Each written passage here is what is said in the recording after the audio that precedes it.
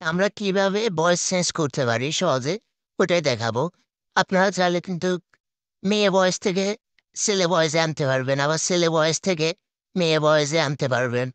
এখন যে সাউন্ডটা শুনতেছেন এরকম করে আপনারা ভয়েস চেঞ্জ করতে পারবেন। তো এক্ষেত্রে আমরা ক্যাপকাটটা ইউজ করব। ক্যাপকাট দিয়ে আজকে দেখাবো। তো আমরা ক্যাপকাটে চলে আসবো।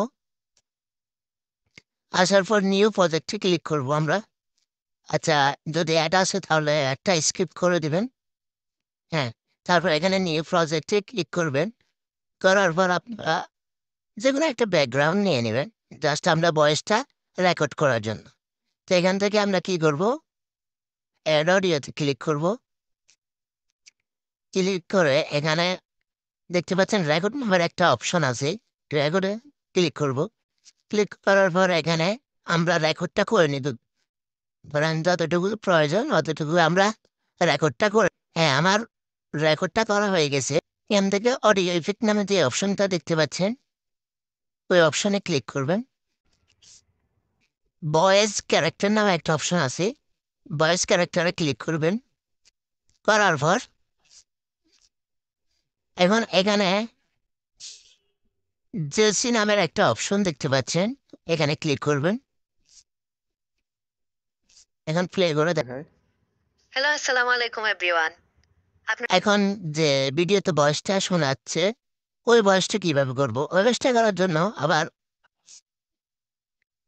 ধরেন আমরা এটাকে করব। এখান থেকে অডিও ইফেক্টে যাব। যাওয়ার পর এখানে ভয়েস ক্যারেক্টারে যাব।